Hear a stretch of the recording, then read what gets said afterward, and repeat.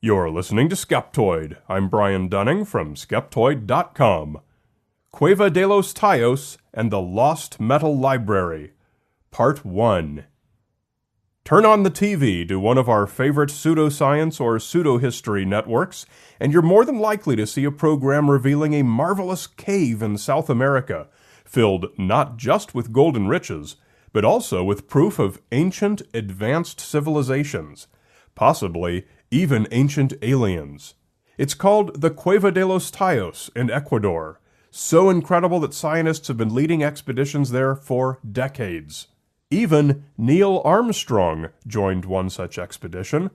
Chief among the cave's treasures is a fabulous library inscribed on metal plates, revealing advanced knowledge. Today, we're going to study what's actually known about the cave and discover why this stupendous library has not been made public to the world. Cueva de los Tallos is a real cave, located along the Rio Coangos in a remote part of Ecuador. It is named for the tallos, or oil birds, that nest in it. For centuries it has been used by the indigenous Shuar people, who descend on vines into the entrance shaft and collect the oil birds. The cave has been as well documented as any by speleologists and speleobiologists. Its history with the Shuar is well known to anthropologists, and little has been found outside the range of scientific expectations. You don't have to be an experienced Skeptoid listener to suspect that what a truly skeptical investigation of the cave will uncover falls somewhat short of advanced ancient aliens. The real story here is not what's in the cave, but in the ongoing saga of obsession with it among a group of authors and explorers who continue to infect the general public with their alternative beliefs. To capture this whole picture, we need to make this a rare two-part episode. This week, we're going to look at the history of expeditions to the cave, what they found, and the characters who drove them. And next week, we'll peel back that layer to show how the entire folklore collapsed under the weight of its own fiction. Cueva de los Tallos first drew worldwide attention in 1972 at the hands of author Erich von Daniken, who had become a multi-millionaire following the outrageous success of his 1968 book, Chariots of the Gods, one of the original books in the Ancient Aliens genre, which posited that ancient people were not very industrious, and that all the world's great works were done by visiting aliens. Gold of the Gods was von Daniken's newest follow-up book, and in it he detailed a visit he made to the cave in 1969, the year after Chariots of the Gods. Accompanied into the cave by the Hungarian-Argentine amateur explorer Juan Moritz, von Daniken wrote of fabulous discoveries almost beyond description. The cave itself was cut and polished with advanced machinery to perfect right angles and smooth surfaces. They found furniture made of plastic and gold. There were countless fantastic artifacts and treasures, including lifelike statues of humans and animals, rooms plastered with precious stones, and a golden skeleton in a crystal sarcophagus. And at the heart of the cave, the metal library itself, consisting of thousands of metal and crystal plates, 96 by 48 centimeters, precisely etched in an alien language and recording 250,000 years of history, and guarded by an elaborate system of active laser beams. Von Daniken's Western audience was sold. One buyer, the Irish ancient alien theorist Stan Hall, mounted a large British expedition to the cave in 1976 and managed to persuade Neil Armstrong to accompany them, as well as archaeologists and speleologists. Author Jason Colavito wrote about how it went. Armstrong, as honorary president of the expedition, flew to Quito in August on a British Royal Air Force cargo plane, along with Hall and the Black Watch and the Royal Highland Fusiliers Regiment to explore the caves, though he was unaware of von Daniken's wild claims about them or Hall's alternative theories. It took only a day's exploration at Cueva de los Tallos to determine two essential facts. First, there was no metal library where von Daniken had claimed. Second, in Armstrong's own words, it was the conclusion of our expedition group that the caves were natural formations. No lasers, no gold library, no aliens. Other than collecting a handful of ordinary samples from the cave that were of botanical or archaeological interest, the expedition was a complete failure. Von Daniken and Moritz quickly countered that Hall had gone into the wrong cave, a hand-waving rationalization that all three continued to give every time anyone entered any cave in the region searching for the treasure, and come out empty-handed. Believers in the treasure still claim this, for expeditions to the cave have not slowed. In January 2018, Stan Hall's daughter, artist and New Age healer Eileen Hall, returned to Ecuador herself with TV personality Josh Gates for an episode of the show Expedition Unknown, armed with her father's unique background.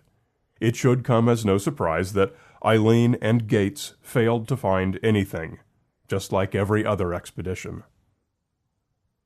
Over the long history of expeditions to the cave, plenty of photographs and video have come back, but all showed despairingly normal, natural cave formations. Many show sedimentary layers which fracture on straight lines, and some have tried to claim that these are the mechanically cut and polished surfaces described by von Daniken. But these efforts are not persuasive to anyone with even a passing knowledge of geology. How could it be that this cave, which continues to produce nothing at all, could still have such a storied history and continue to tempt seekers? To find this answer, we can look at what tempted Hall and Moritz before him, and that continues to tempt TV producers who still somehow think they'll come across something to put on camera. Stories of Inca gold hidden in underground tunnels go all the way back to the conquistadors. Thus, there's nothing all that unique about the legend of Cueva de los Tallos. Stories like it have blanketed the continent for centuries. The only thing that put this particular cave on the map, more than any other, was Erich von Daniken and his books about ancient aliens. And while we can point to Juan Moritz as the reason von Daniken wrote about this particular cave, we still have to look at what inspired Moritz. Well, that influence was largely an enigmatic local Catholic priest named Father Carlo Crespi. Crespi was well known for his collection of golden artifacts said to have come from the cave. The stories told that he traded with the Shuar people and acquired his collection over the years. Moritz and others had all seen and been amazed by Crespi's little museum at his church in the city of Cuenca, about 170 kilometers and a day's drive away. Even archaeologists have acknowledged that it contains some interesting pieces, and in next week's episode, we'll look much closer at Crespi's collection. Bolstering Crespi's artifacts were a long-standing local tradition of the metal library deep inside this cave. These stories came from a man who said that he had actually been inside the cave as a teenager and seen the metal library with his own eyes. His name was Petronio Jaramillo. When Stan Hall first began traveling to Ecuador to see the cave for himself, Jaramillo was one of the men he met with. The two developed a lasting friendship, though oddly both agreed that Jaramillo would not share with Hall the exact location of the treasure cave. Interpersonal relationships would soon prove to be quite a hand grenade tossed into the history of searching for the treasure. Much has been written about the fact that following the publication of Gold of the Gods, Moritz gave an interview to the German magazine Der Spiegel, accusing von Daniken of making up much about his own exploration, as if trying to take credit away from Moritz.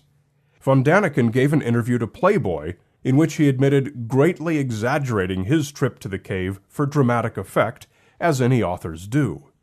Incensed that this very popular author was making money by taking credit for Moritz's work, Moritz never spoke to von Daniken again. Then, a couple years later, when Stan Hall was planning his large 1976 expedition, He attempted to recruit Moritz to join him, but both men were insisted on being credited as the cave's discoverer, so they had a falling out as well. Moritz found himself on the outside looking in. Hall was successfully mounting a very popular and public expedition, and von Daniken was raking in the cash. Moritz himself, meanwhile, had made many more trips to the cave than either man, and had done much more work on it. In fact, even while von Daniken was still writing Chariots of the Gods, Moritz had already been conducting expeditions to the cave. For example, in 1968, he had taken a group of Mormons to the cave. Led by Elder Jim Jesperson, they had hoped to find archaeological proof of the Book of Mormon stories. They found none. Moritz died in 1991, having never actually seen the treasure himself. Von Daniken, having been raked through the coals pretty harshly by the press for fictionalizing so much of his books, eventually stopped talking about the Cueva de los Tallos and no longer claims to have visited it. Petronio Jaramillo, the only man who claimed to have seen the treasure with his own eyes, was killed in 1998 in a family dispute. The treasure having always eluded Stan Hall as well, he too eventually stopped looking for it. Shortly before he died, in 2008, Hall wrote a book called Tallos Gold, in which he revealed all, the summation of his decades of fruitless searching. It is an eyebrow-raising book, full of paranoia and delusions, and raises serious questions about Hall's mental state. He claimed to have discovered Atlantis and other ancient civilizations, and wrote at length on what he called catastrophism theory about the origin of the Earth.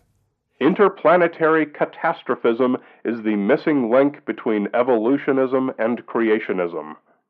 As to the true location of the actual cave, wherein the metal plates are to be found, he stated, "In a letter of 17th January 2005, I advised the Ecuadorian ambassador in London of my calculated location of the Tayu treasure, and the launch of my website, goldlibrary.com. The following week, I informed the Ecuadorian press. These were actions taken to responsibly transfer information to the state of Ecuador and to safeguard the families of Petronio and myself." Hall's calculated coordinates, a latitude and longitude widely available on the internet, are for a spot about 2 kilometers upriver from the cave's actual entrance, where no cave has been found. They are one pillar of the legacy left by the first generation of Seekers of the Lost Metal Library, the other two pillars being the original story from Petronio Jaramillo of physically being in the treasure room, and Father Crespi's golden artifacts. These three pillars are the answer to our original question, why people continue believing in this cave that has been so thoroughly proven to contain nothing interesting. And, as you might expect, all three pillars crumble under the slightest scrutiny, and this will be the subject of next week's show, in Part 2. So long as we're in South America, let's talk about the Amazon. If you shop at Amazon.com, did you know that you can tell them to make a charitable donation to Skeptoid Media every time you shop? Just change your bookmark to smile.amazon.com, and they'll donate 1% of the value of your purchase to Skeptoid. And as long as you're on the site, check out the Skeptoid Media wish list, where you'll always find a handful of items that we need, usually production gear, if you're in the mood to help us out. That's smile.amazon.com, and select Skeptoid Media as your charity.